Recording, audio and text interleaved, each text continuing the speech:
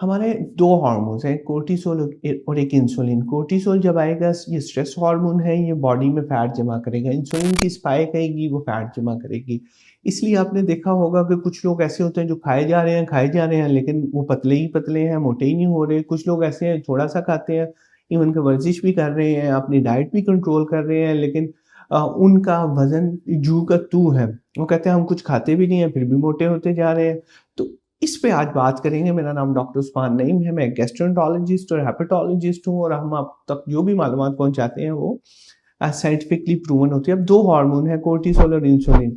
अगर आप चाहते हैं कि आप वज़न कम करें, ख़ासतौर पे रमज़ान में हम इसका कैसे डाइट प्लान करें, कैसे इसको हम इसके बारे में डिस्कस करेंगे। डाइट प्लान भी आपको हम प्रोवाइड कर देंगे रमज़ान के लिए, ये सहरी के लिए, इफ्तार के लिए ऑप्शन भी आपके साथ डिस्कस कर लेंगे। लेकिन पहले समझिए ये होता क्या है, ताकि आपको कॉन्सेप्ट क्लियर होगा, तो आप खुद से अपने डाइट प्लान खुद डिज़ाइन कर सकेंगे। वो जहाँ पे आपको मदद चाहिए होगी हम आपसे डिस्कस करेंगे।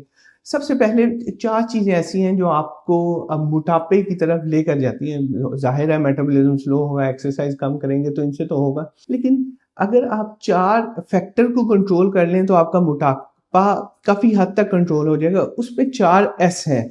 पहला एस है स्ट्रेस। स्ट्रेस आता है, कोर्टिसोल आता है। कोर्टिसोल आता है तो बॉडी में फैट बनती है। कोर्टिसोल को कम करने के हमने आपको तरीके बताए थे। खुद को रिलैक्स करना है, डीप ब्रीदिंग करनी है, ग्रेटिट्यूड करना है, एक्सरसाइज करनी है। दूसरा एस है स्लीप। जब आप 7 घंटे से कम सोते हैं तो बॉडी में ऑटोमेटिकली एक मैकेनिज्म जनरेट होता है, जिसकी वजह से आपको बॉडी में फैट जमा होती है। अब जब फैट जमा होती है तो आपका वजन जो कंट्रोल होना चाहिए था वो बढ़ना शुरू हो जाता है। और तीसरी चीज है सॉल्ट।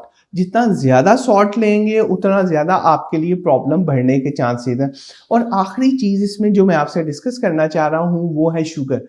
आप सोडा लेते हैं, उसमें बहुत ज्यादा शुगर है। आप मीठे खा रहे हैं, उसमें बहुत ज्यादा शुगर है। तो सॉल्ट, शुगर, स्लीप और स्ट्रेस, ये 4 चीजें ऐसी हैं जो आपको मोटापे की तरफ पुश कर रही हैं। कोर्टिसोल आपका बढ़ा रही है, इंसुलिन की स्पाइक आ रही है। तो इसमें आपका कसूर नहीं है, ये आपकी हार्मोन्स का मसला है कि जिसकी वजह से ये सारी प्रॉब्लम हो रहे हैं। अब आपने करना कि अपनी प्लेट बना लेनी है। प्लेट को 4 हिस्सों में डिवाइड करना है। 50% में आपने वेजिटेबल्स लेनी है और अपने फ्रूट्स लेने हैं। एक हिस्सा आपने उसमें प्रोटीन डालना है और एक हिस्सा आपको बहुत ज्यादा जरूरत है तो कार्बोहाइड्रेट ले सकते हैं। आप दलिया ले रहे हैं, आप ओट्स ले रहे हैं, आप ज्यादा मिकदार में कार्बोहाइड्रेट शहद ले रहे हैं, समोसे खा रहे हैं, तो ये सारे कार्बोहाइड्रेट इंसुलिन की स्पाइक देंगे। जब इंसुलिन की स्पाइक आएगी तो लाजमी बात है कि आपको मोटापा होने के चांसेस बढ़ेंगे। अपनी डाइट को प्रोटीन पे शिफ्ट करें, अच्छे वाले प्रोटीन। बहुत ज्यादा गोश्त लेंगे तो उससे यूरिक एसिड बढ़ने के चांसेस होते हैं, लेकिन अगर आप मुनासिब मिकदार में लेंगे गोश्त